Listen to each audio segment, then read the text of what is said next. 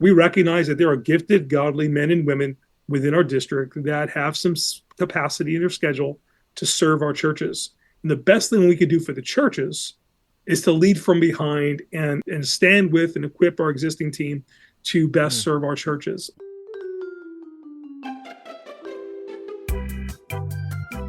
What's up, listeners? Man, I am so excited for another episode of Church Chat. This is the podcast where we have conversations about ministry that you wish you're having. Maybe you haven't had these conversations in quite some time. Maybe this is the kind of stuff they didn't teach you in seminary. We're just glad to be having real conversations with real leaders of the church about real ministry stuff. Welcome to another episode of Church Chat. This episode, it is sponsored by Trinity Evangelical Divinity School, lovingly known as TEDS. My name is Josh. I'm one of your hosts. And I'm Emily, and today's guest is one of our fearless leaders here at EFCA East. Yeah, baby. He's the pastor of Integrity Church and dad of 4 boys, which just seems super daunting to me. Seems super fun to me. 4. It's a lot of fun. 4. Oh my gosh, that's so fun. overwhelming.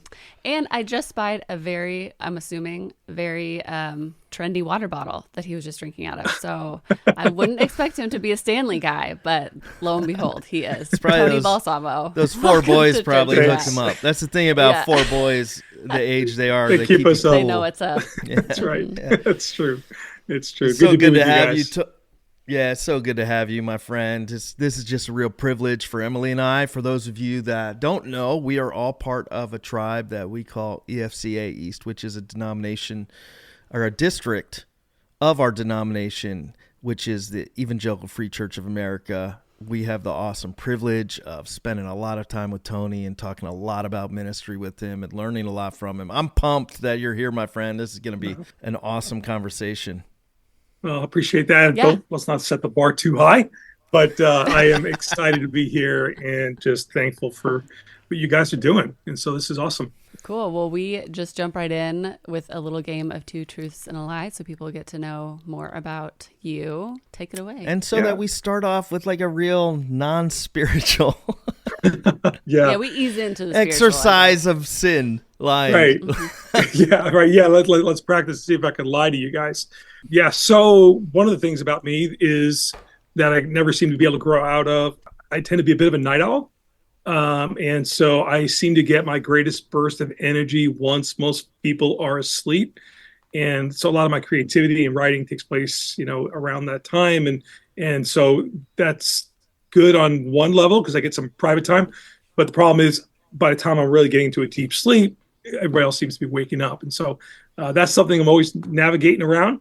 Changing schedules and travel makes that a little bit difficult at times. So that's one thing about me. Another cool fact about me was a time that I was walking in the streets of Manhattan and was taken in custody by a police officer on the streets of Manhattan, thrown into the back of a police car as a crowd of people gathered around and more police cars came on the scene. And it was a very embarrassing moment in my life. I was told I was being arrested for robbing a bank, not a bank, a deli up the road.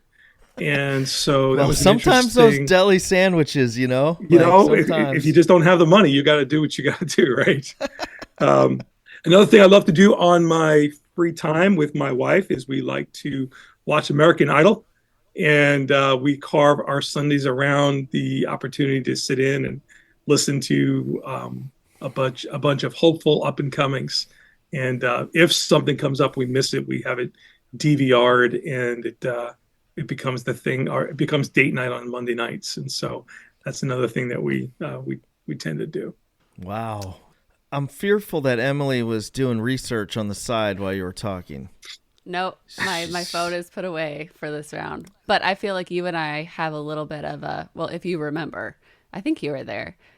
I'm pretty sure the cop story is actually true because I vaguely remember this cop story coming out around the fire pit. On our leadership retreat. So that's I'm okay. So sure I was hoping that too. I was the one he told that to. I know the full story. No. Yeah. And man, that's a good although one, though. I would have loved to have seen your face during that whole thing.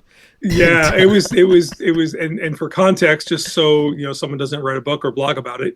What ended up happening was a bunch of my friends took me out for my bachelor party, and there's a bunch of pastors and friends, and they arranged this event with the police officer, and so I knew something was supposed to happen. I just wasn't sure if they knew that this was not legit, and so it was an interesting time for sure. Yeah, that is quite the bachelor. They still party. talk about that. That's I'm hysterical. Yeah. Okay. I love the deli piece of that story too. That's my favorite part. Like, That's right. Yeah. Although that does seem more plausible than robbing a bank, so I could see maybe somebody. I'll tell you what, if I was gonna, I don't know how much is too much information, and maybe this is gonna incriminate me later in life, but if I was gonna rob a place, it would be a deli. Yeah. I'm taking a sandwich, Especially New York like deli. a foot long on the way out, man. Yes. Yeah, like give me some good bread, some right. nice meats in there, like a nice Italian sub with some peppers. Yeah, And absolutely. all your money. That's what I'm taking. And one of those deli pickles too. That's right. So now we're down to 2. And Emily Night thinks Owl she's or like American Idol. she works for like I am CIS I or am really good something at in this. these. It's so annoying. But Except I feel like you have an advantage because you know Tony a little bit better than I do. So you could maybe like speak into I do. his I don't know. Like I have gone on work trips where Tony and I have shared a hotel room. But I'm not giving any information. I want to hear what you have to say. This is my mistake. I always start ranting about stuff, and then you let That's me true. sink my own ship. Okay, well, I really do think that being a night owl is plausible for Tony, unless it's like the complete opposite and he is like a bright and squirrely morning person. Okay, I'm gonna go with American Idol. As the lie. As I being could the see lie that or the being truth? true though too. As being the lie. I feel like I might regret that. I think But I'm that's going to what I'm go going with for. night owl as the lie. What do we got? Yeah, so I am. I love American Idol. My wife and I do watch it. I love to see these young kids get up there and put it all out there and pursue it. And if I am given permission to go to bed at 9 o'clock at night, I will do it every single night. Oh. By 10 o'clock, my eyes begin to glaze over and my competency drops to about 0. And so I am at my best between 6 a.m. and 8:30. It's all downhill after that.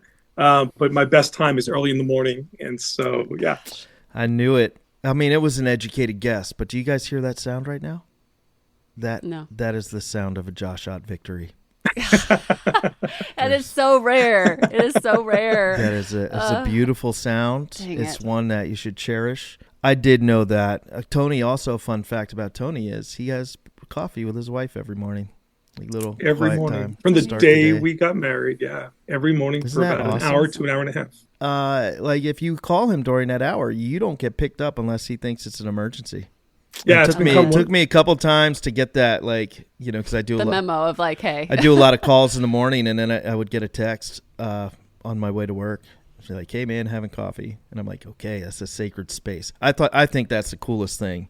Yeah, it's been a really great rhythm for us that we've developed over the years, and it's where we talk and we pray and we argue and we complain and we come up with all the answers to life, and we just enjoy being together. And so it is a sacred moment for us.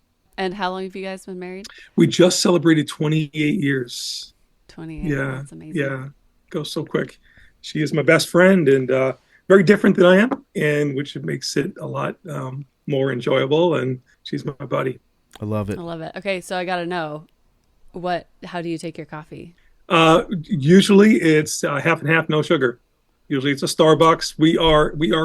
We are sincere coffee addicts, and so we've got some really good coffee machines, and so we grind our beans every morning, and so yeah, always looking for the best and latest beans out there. Actually, I try to roast my own beans at one point. I had some shipped in from Ethiopia, and just was not able to land that plane, and just decided we're going to go with purchasing. Yeah. But I learned Yeah. something. It was interesting. My wife was much more of a coffee drinker than I was, and so when we got married, I learned very quickly while we were dating that when my wife said to me, "Hey, do you want coffee?"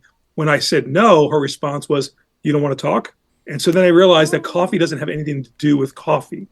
And so it becomes the mechanism, the tool, the drug to get us conversing. And so it's been a lot of fun. That's really cool.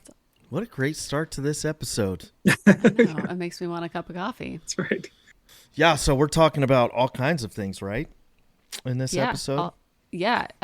Tony has a really cool and unique perspective, being both a pastor and one of our district superintendents here at EFCA East. So we really want to kind of, I can't think of a good metaphor. I was going to say mine. Exploit brain, that? but that is not. Exploit. Yeah, exploit. That's what we're going to do. We're going to exploit that. Yeah. So I guess we'll just jump right in. Well, before we jump right in, for those of you that don't know what a DS does, or district superintendent. So Tony, that's a good point. Alongside with Cedric, our other good friend, DS, oversees a whole 6 states worth of evangelical free churches and their leadership.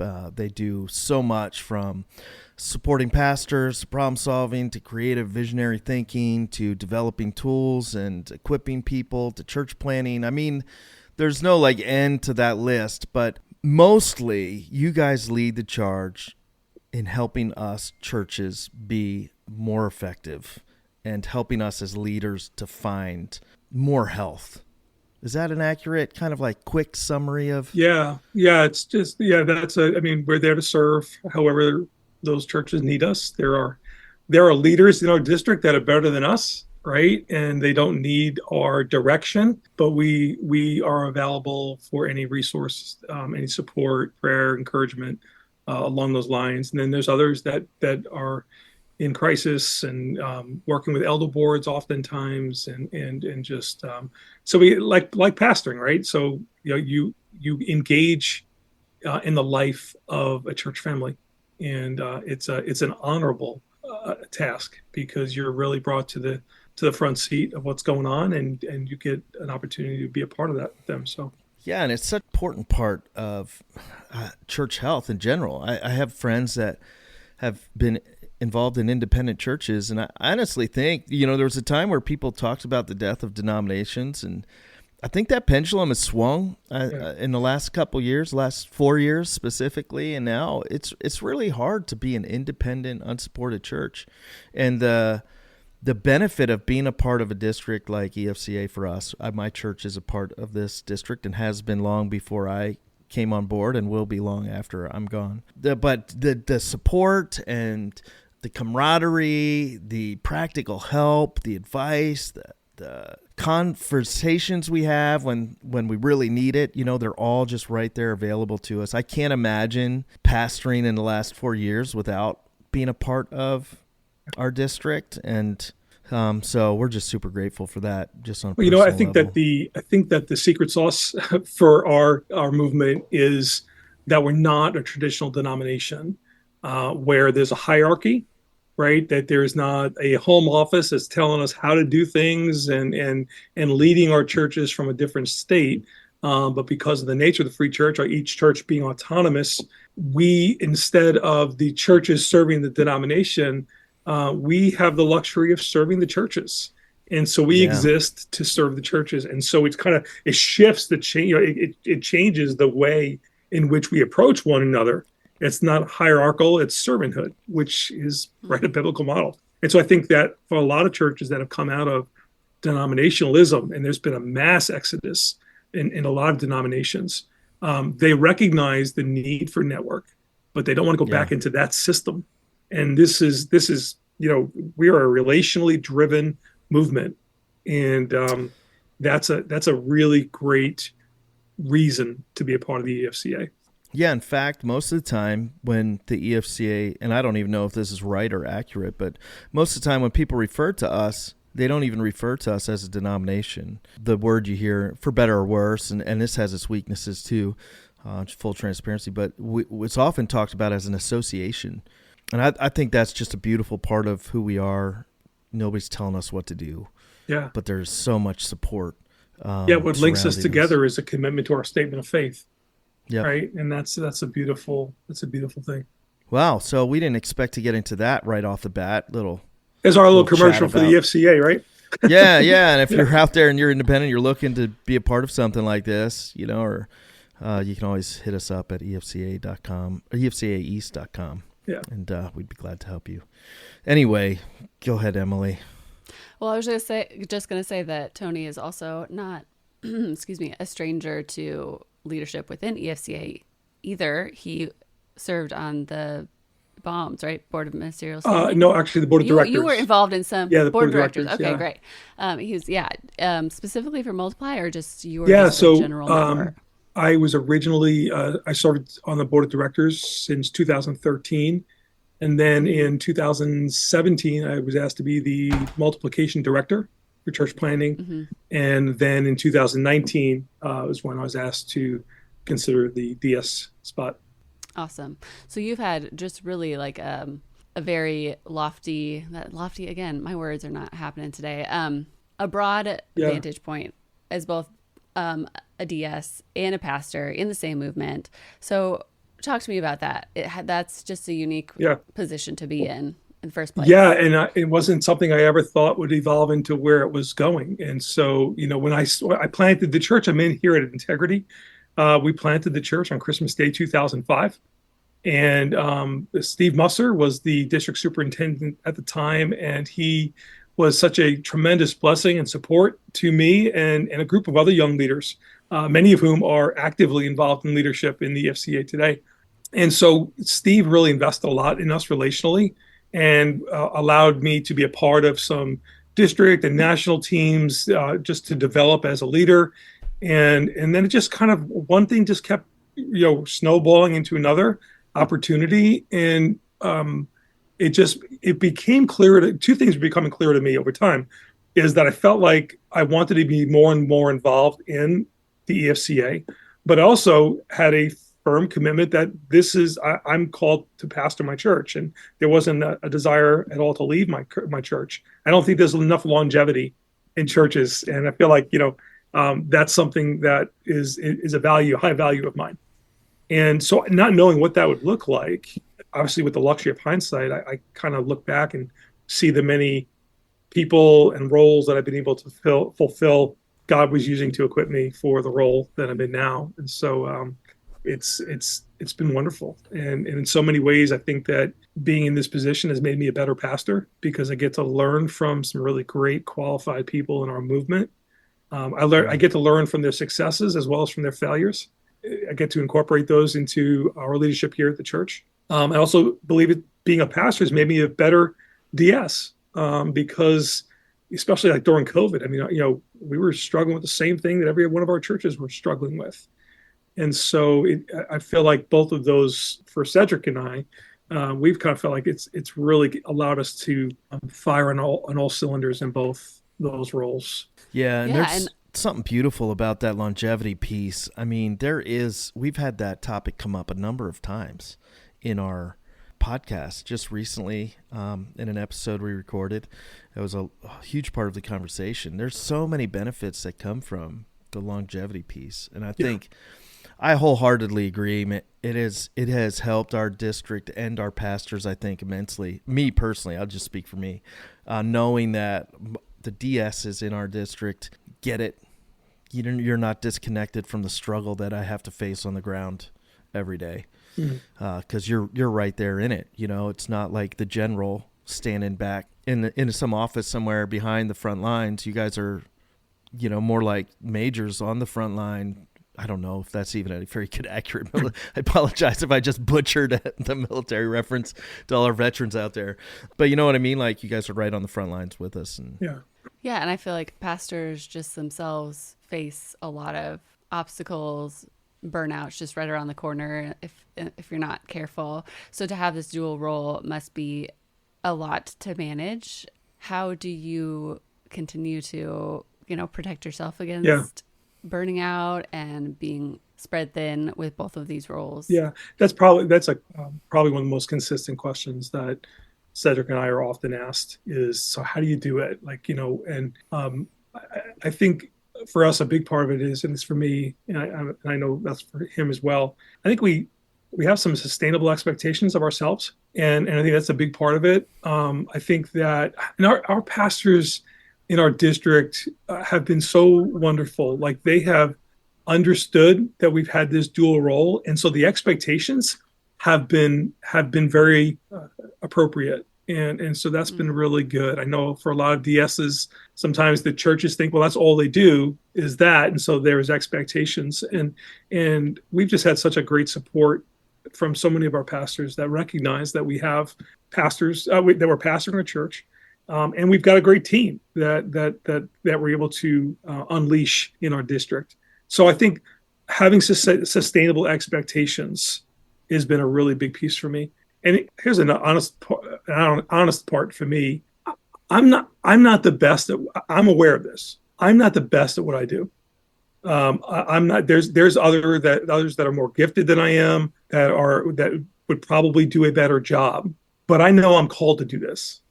And so while I might not have all the best skill set, this is where God's called me at this time for such a time as this.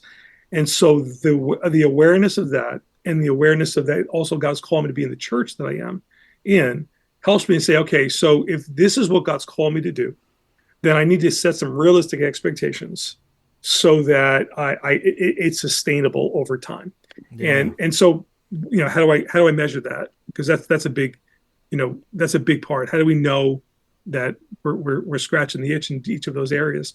And this is just very simple. I ask my wife, is it been too much? Is it am I pulling away too much? I ask my team here, hey guys, listen, am I away too much? Am I you feel like, is the church hurting in any way? I ask my elders, I want to hear from them. You feel like I'm not fulfilling my role here at the church, because of the district, and vice versa, recognizing it within the district. So that's been a big part of it. The other part is we surrounded ourselves with the right people in our district staff.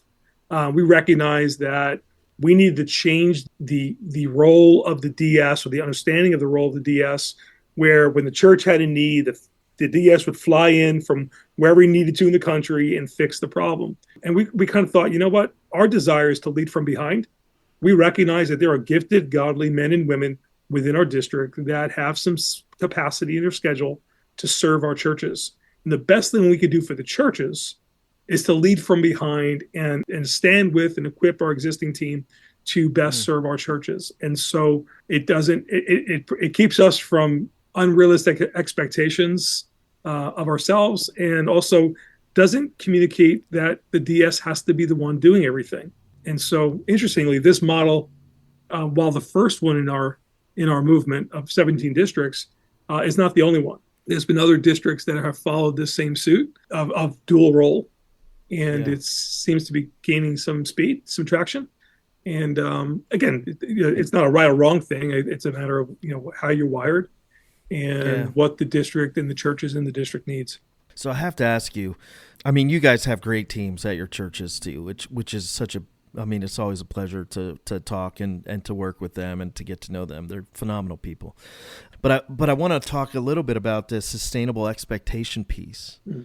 That's such a huge thing, and I'm not sure if I have that as a lead pastor or I've thought about that much. As you look over the scope, you guys have a very broad picture of the church in general. You see a lot of churches. You work with a lot of church leaders.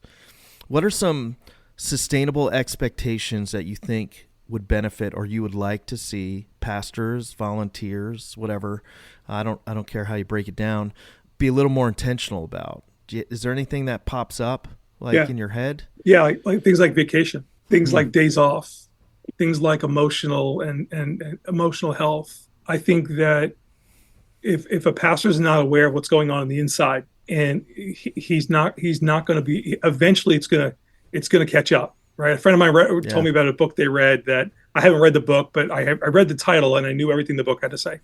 And the title of the book is The Body Keeps the Score. Oh, yeah. And it's like, you can only go 150 miles an hour for so long. Yeah. And it's just it gets to a point where it's like, so I think I'd love to see our pastors be willing to slow down.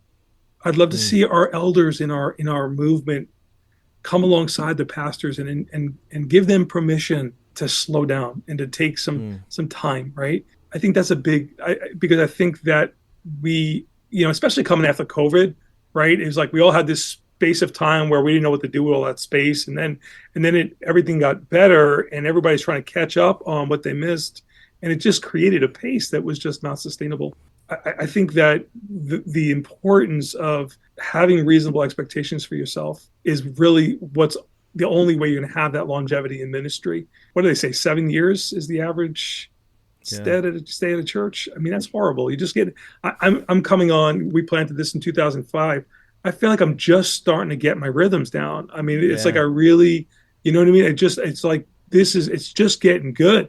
Yeah, it's like marriage. It's like the longer you're in it, you realize like this just gets better over time. And so, so I just think that's a big piece. Is our emotional health, our relational health is really important. I've struggled with that piece. You know, as someone, as a lead pastor, has come close to burnout at least twice in my run here. You know, like I've struggled with the whole adopting sustainable expectations for myself and taking time, slowing down. I feel like, and what's interesting about it as I'm reflecting on this, as you're talking about it, what's interesting about it is I'm thinking, man, these aren't expectations implied from others onto me. These are like expectations that are inward that I feel that are the biggest problem. I wonder how many other pastors or leaders out there, it's not that maybe the expectation of the church or even the people or the elder board, but like, man, I feel like I have to do it all. I have to be the one to do all the weddings, all the funerals. I have to have my foot on the gas. If I'm not driving it, nobody else is going to drive it kind of deal, you know? And that's gotten me in a lot of trouble. Yeah, and we also recognize a lot of our folks have access to all this incredible social media content of all the greatest and, you know, the greatest communicators and greatest teachers and the greatest minds of the day. And we feel like, well, that's what they're watching. We need to compete with that. You know, and these guys are, you know, that's just not sustainable. And so, and those guys all have teams writing their sermons for them. Yeah. And what's interesting is one of our mutual friends, Eddie, one time told me, he said, dude, you don't have to hit a grand slam every time you preach on a Sunday morning. It's okay to hit a single or lay a sacrifice bunt down, you know, like, and I remember the first time he told me that, I was like, dude, that's offensive to me. What do you mean? I'm a home run. I want to hit a home run. I want to be the home run hitter, you know? Yeah. And meanwhile, our folks are going, you don't hit home runs all the time. Yeah. We just like, think we do. Yeah, right. Like I thought I just jacked one out and they're like, yeah, that's a good little bunt. Or maybe it was a foul ball. Hit by the pitch. Yeah. Yeah. Hit by the pitch. So it's something that, like, I think I need to commit to, like, rethinking how the expectations I place on myself. And obviously there's people out there where churches have unhealthy expectations of them. Yeah. And that's maybe a little bit of a different thing. So what would you say to somebody who's like, okay, I got it. Like, I'm taking good care of myself. I have a good pace. I got a good rhythm of time off and all this stuff. Maybe, I think it happens maybe in smaller churches where there's less of a team. How do you teach or model to the congregation that the pastor isn't your savior? He's not the one who's supposed to do everything for you. I feel like there's probably a lot of people stuck in that kind of space too. Yeah, so I think the best and only way to do that is to platform other people, right? We can say it all we want, but until we put other people in those positions of influence and in those positions that everybody thinks are responsibility, then it doesn't get heard. And so I think that by doing that, you're putting some flesh on those bones and saying, no, we're gonna model it. And so there's a tremendous insecurity that comes with that, right? I mean, and I'll be honest with you, one of the things that I've struggled with a lot of times, and that's why I'll ask my staff a lot of times is, you know, I want to be so careful to not let my congregation feel like they're getting any less of me than they ever have. And so I create those expectations because I don't want them to feel disappointed. But the reality of it is, they have to get less of me because I can only spread myself out so thin, right? Yeah. And so they never complain about it. It's just more those internal pieces. And so having more people preaching for you, having more people in positions of influence that normally were just yours is probably the best way to do it. Yeah. That gets messy. Like you have to decide. I remember you had me help out on an assessment for church planners. Mm-hmm. You know, we do those often. There's a lot of them, you know, and for this one, I was there assessing the preaching part, Not that I'm more qualified to do that. I have a good ear, but like not that, like I wasn't like the pro or whatever, but I was there to talk to the guys about their preaching part of the assessment. And remember the first question I asked all these guys after they preached was, how often did you preach at your home church? And the answer for all of them was 0. Wow. They had never... Yeah.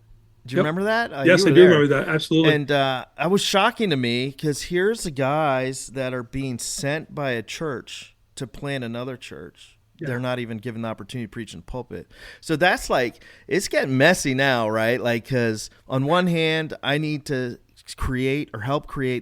fix the expectations that I am not the one who does it all for everybody.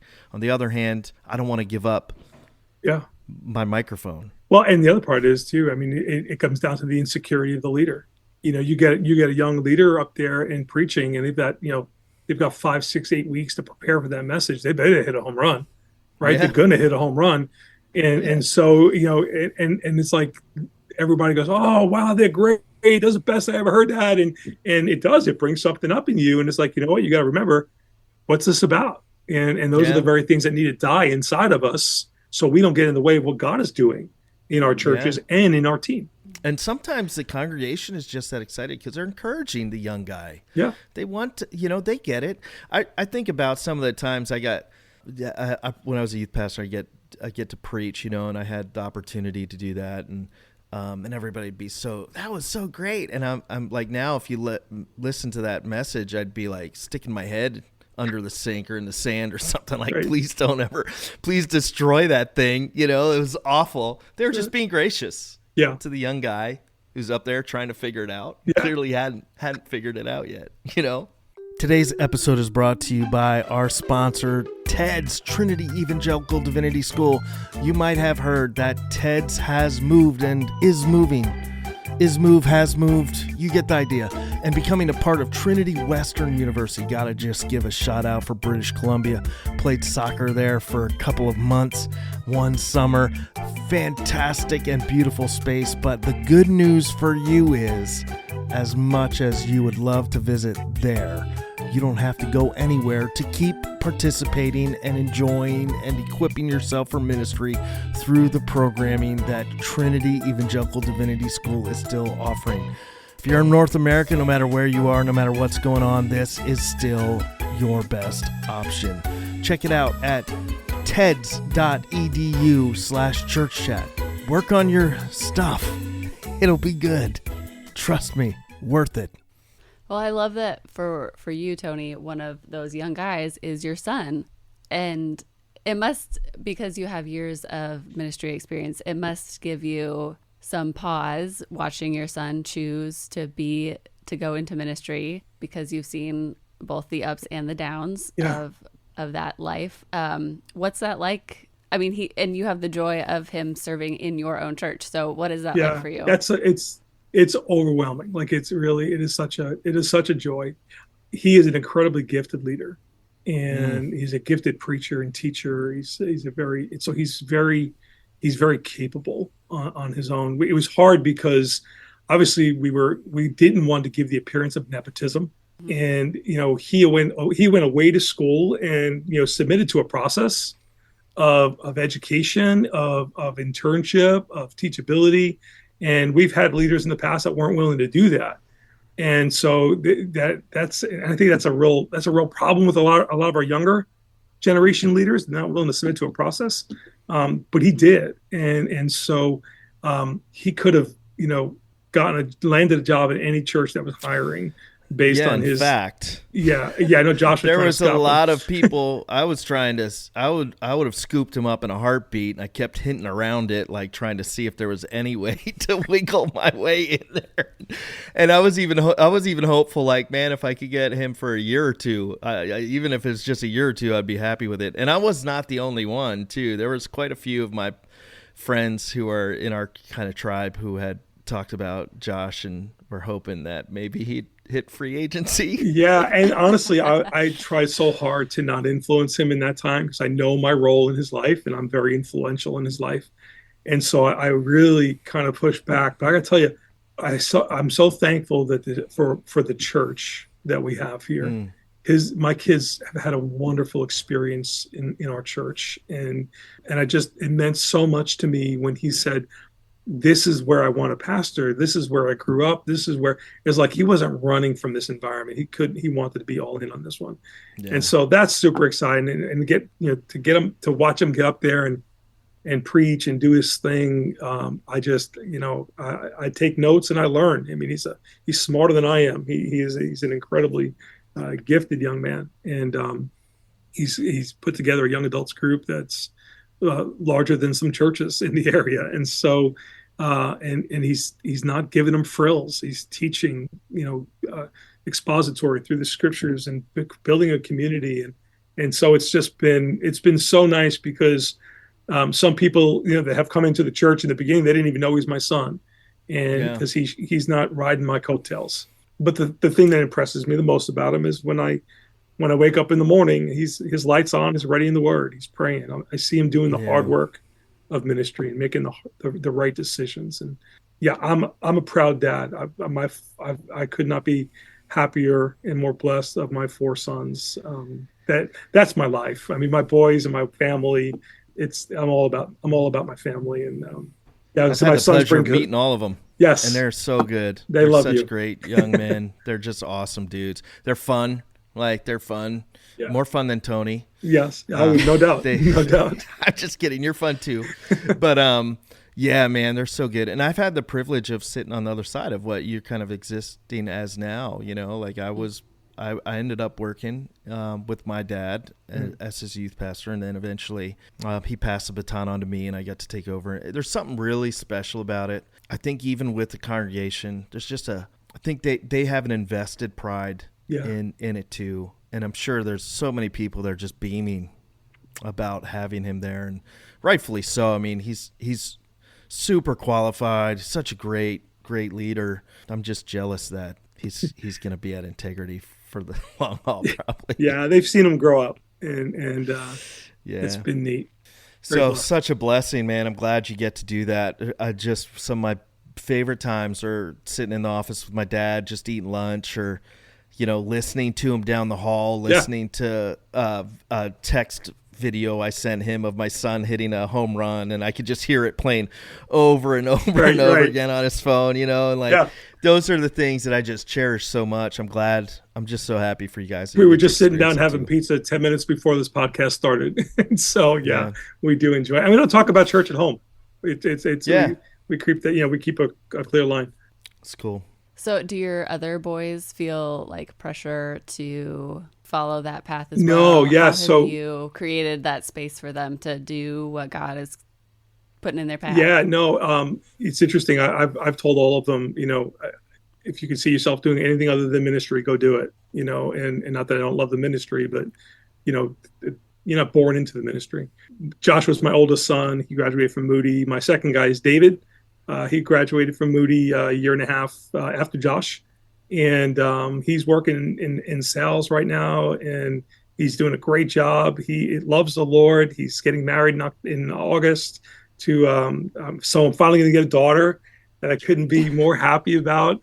Sophia's joining our family in August, and David serves alongside Josh in our young adults ministry and in our children's ministry here at the church with his fiance. My number 3 guy is Jonathan, and he's over at Cairn University in his senior year and working on a business degree as well. And my youngest, little Caboose, is graduating high school this year.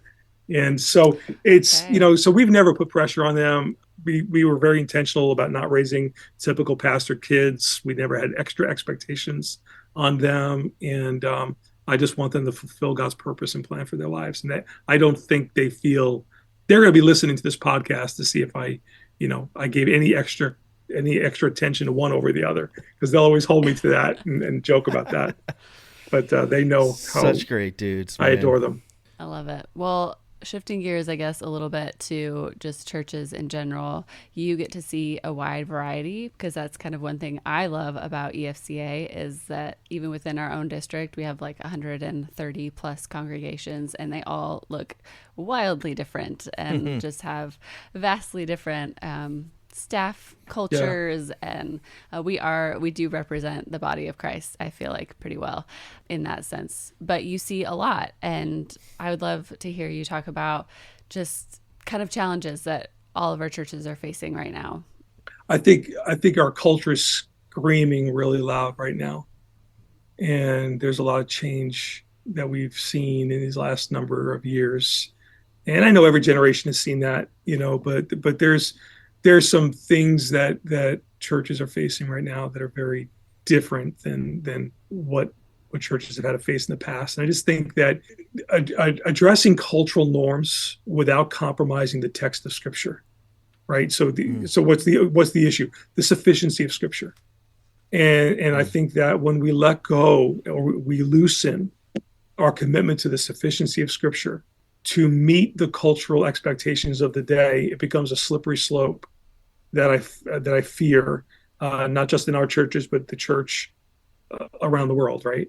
And so that's a concern of mine. I do see that there's a real pull for churches to try and want to be relatable with everybody and accepting and loving. And I get all that, and we need to be that to the degree that we can, but we can't do that at the expense of God's word. And so, my prayer is that the backbone of the church stays strong and committed to the sufficiency of the Scriptures.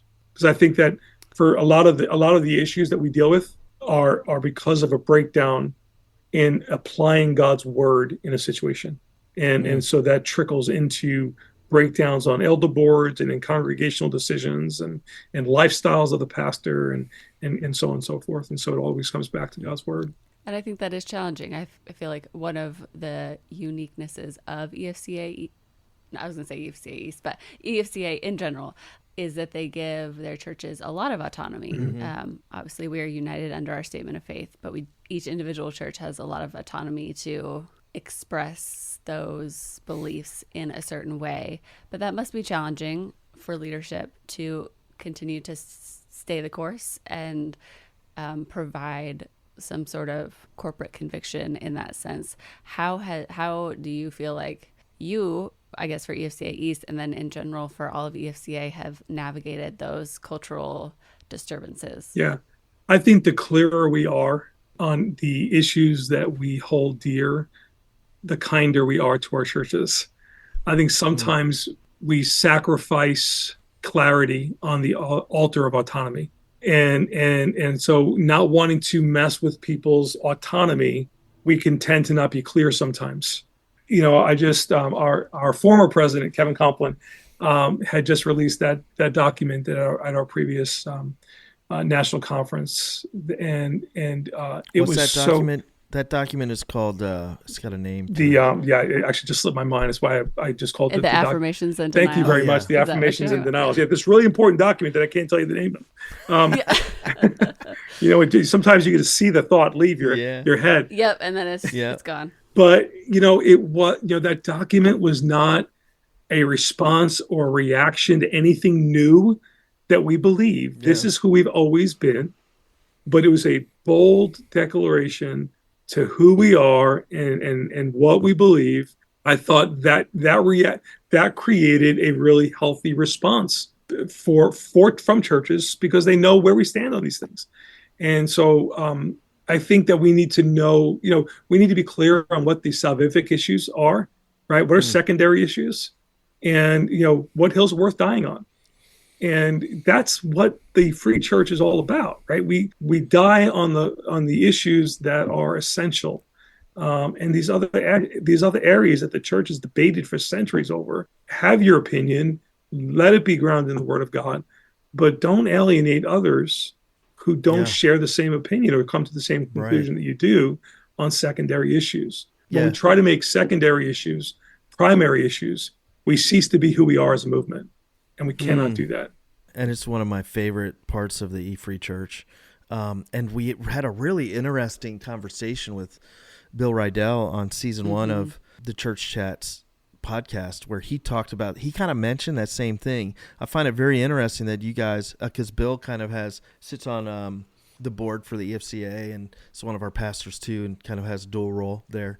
But you're both saying like clarity. Yeah.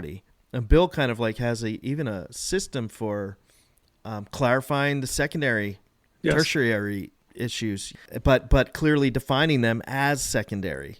You know, and I think that's just such a good thing. I think that's appreciated not only by, people crave transparency and authenticity. Absolutely. And when you're clear, you're giving that to them, even if it's not something they want to hear.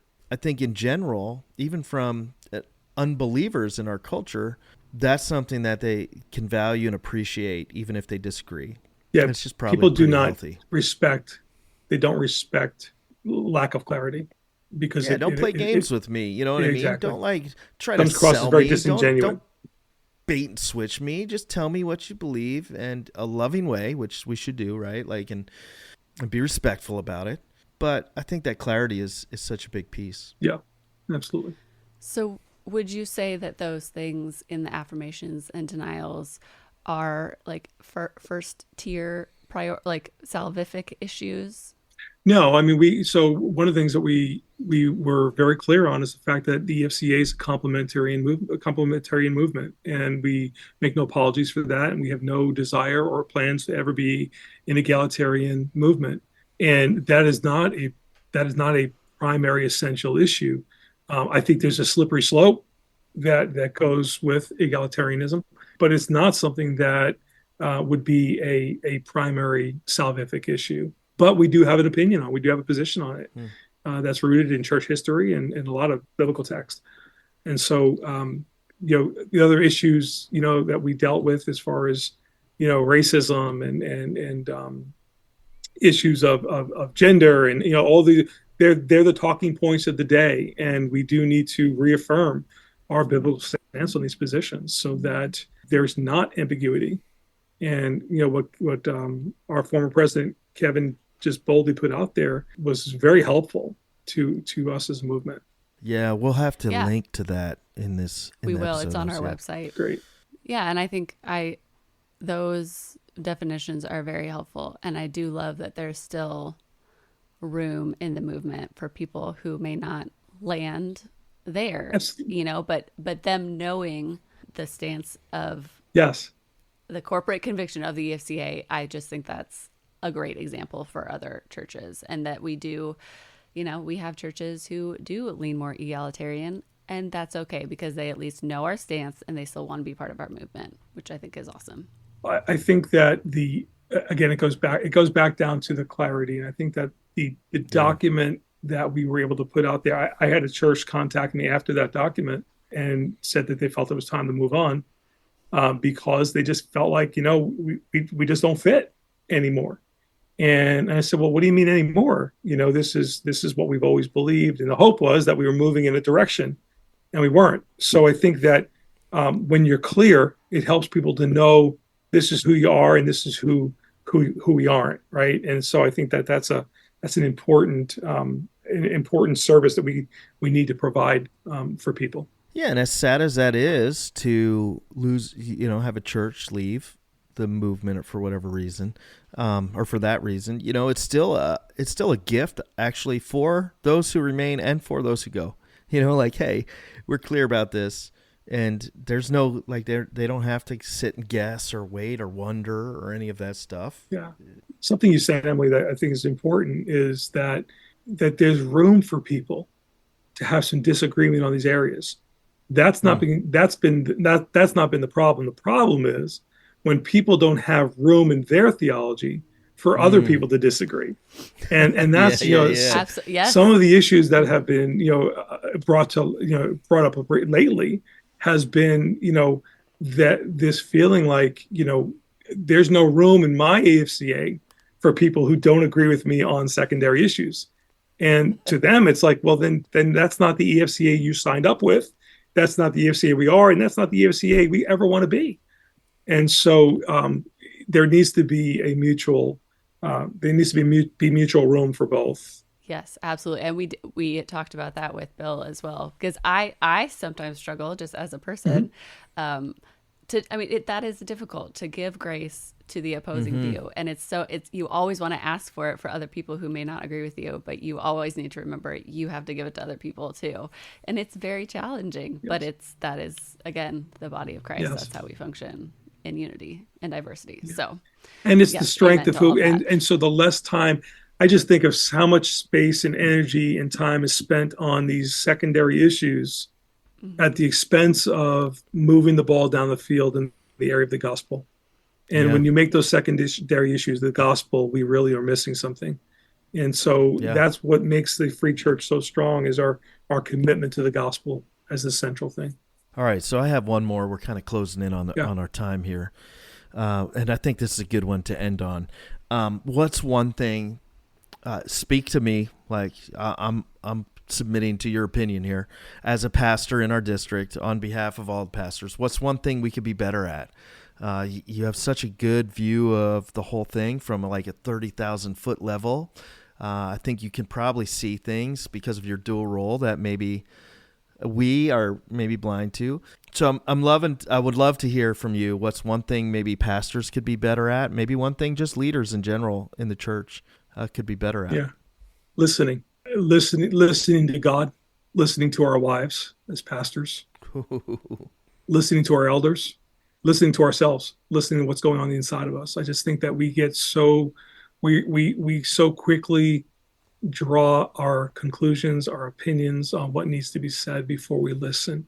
And I just think that the art of listening has really gotten lost. And if there's ever been a time, it's a protection of us as pastors, right? We, and any leader, a leader that listens is a leader that learns. And when we listen, it protects us from making unnecessary mistakes. And as a leader, the mistakes that get made doesn't only hurt us, it hurts our families, it hurts our church, it hurts the kingdom of God. And so I think we need to be willing to slow down and listen, and be willing to recognize that we're wrong on some areas, right? And that's why we need to listen so we can make sure we're hearing the right things. And so I just, as I navigate through a lot of situations with churches and elder boards and pastors, and it always comes down to, man, are you hearing what they're saying? Not what's necessarily coming out of their mouth, but all that's coming with, communication is more than just verbal, right? And so I just think that if pastors would just listen and not be so threatened by an opposing opinion, man, we save ourselves and our church a whole lot of grief. Whew. Bringing that heat. Yeah, buddy. Yeah. All right, I'm going to have to go now and listen to your wife. Do some real soul searching and listening. Oh man, I'm so pumped. Emily, do you have any more questions before we? No, I think that's a perfect place to end. And we're going to have you back on here. We already have plans to have you and Cedric on at the same time, and I'm excited about it. And there's just so much we can unpack. But I took a lot of notes, and I'm just going to have to reprocess this conversation and take a good look at how are my expectations of myself sustainable, and how do I adjust those? And I'm sure there's areas where all of us could work on just being clear and listening to others. Thank you, Tony, so much for being on here. My pleasure. Thank you. Thank you for having me. We end with kind of like a more fun, like little kind of outro ending question. Yeah. Emily usually intros it, but now I find myself somehow. No, go for it. Take it So away. it's what are we loving right now about life? Did I get that right? Or it's just something. It doesn't have to be like what's been something fun or silly or serious that you just been loving that's been adding to your life. We'll all answer it. I think Emily should go first. Okay, I am gonna go with something that is a little controversial, but hopefully it won't ruffle any feathers. But you're going now. Wait. You're going controversial with the district superintendent. Yeah, you're loving. Right. Yeah, I know. I'm loving this controversial thing. So hopefully my job is still intact. Hopefully you will hear me on the next episode of Church Chat. But AI is really helping me lately. It is something I'm loving. And again, there's the conversation is broad and there are certain things to be like very mindful of with AI, but I have been like, I was in journalism in college and whatnot, and I've just always been terrible at writing headlines. Like, I really I stink. I'm always like slacking Josh, like, what would you title this? Because I just can't think And then of anything. I'm always giving like some over-the-top clickbait thing that would cause all kinds of trouble for all of us. So neither of us are good at that. Yeah. So I could use GPT. I always want to say GBT, but I know that's not the correct. Chat GPT. Yeah. I use that sometimes, but Jasper AI is quite expensive, but they have a great free trial. That one is fantastic. And I'm loving their ability to create headlines for me for these blog posts. It's been really helpful. That's cool.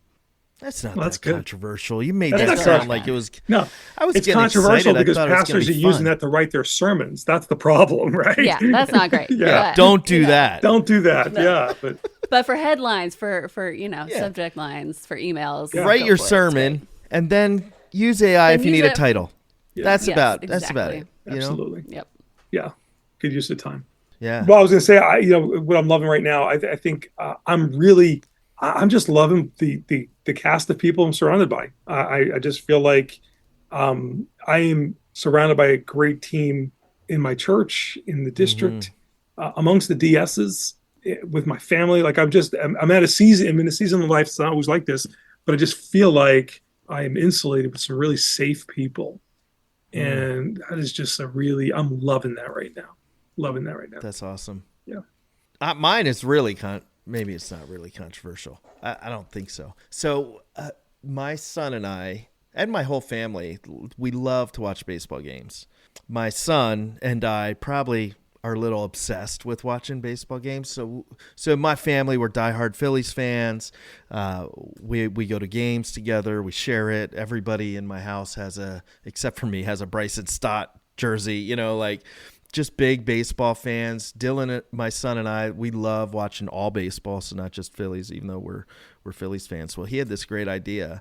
He's a young guy, right? And so he had this great idea to start a family fantasy baseball league. So this has been so much fun to see my wife researching like insane research. My daughter, these people went nuts. Like it came time for draft and they pulled out highlighted sheets with notes. They had That's where AI can mock help you. drafts on the thing. Like it was crazy. And so we are, this will be in the middle of the season probably. But right now we're recording it. We're all amped up for just the start of baseball, and like That's there's great. games starting in an hour. And everybody in my house was adjusting lineups on the app we use for this. I love it. There's no gambling or anything like that. It's just fun. We'll probably make up Yeah. like a fun little dude perfect trophy to give to whoever wins at the end. And it's been a lot of fun. So I'm loving that right That's now. cool. I'm loving that. My whole crew, extended family. It's a little bit of a challenge when you're trying to work in-laws through how to use an app to do a draft, but it's been so much fun and I'm really excited about it. And I'm okay if I lose to my kids. I'm okay if I lose to Jen. I can celebrate that. But if I lose to anybody else in the family, nah. So just a lot of fun. That's great. That's great. Well, I guess that's it. I'm sad to say, but this is the end. Not of everything, just the end of this episode. Yes, and say, That was a weird pause right there. And we do not have an exciting or special way to say goodbye. Tony, thanks so much for being on here. And to all of you listeners, this is Tony, Emily, and Josh just saying, see you next time. Bye. Take care. Hey listeners, this is Emily popping back on just to say that if you enjoyed this conversation with Tony, you should definitely check out a new podcast from EFCA East called At the Table with Tony and Cedric. This is a podcast hosted by our district superintendents, Tony Balsamo and Cedric Brown. It's all about real conversations, shared wisdom, and encouragement for the journey of ministry. Each episode will bring you honest hot takes on life, leadership, and the church, real questions that get answered from Tony and Cedric, and just some practical thoughts to help you lead well, live well, and multiply. So whether you're pastoring a church, planting something new, or leading in the background, this is a space to be encouraged, challenged, and reminded that you are not alone. You can listen to new episodes wherever you listen to podcasts. We hope you tune in.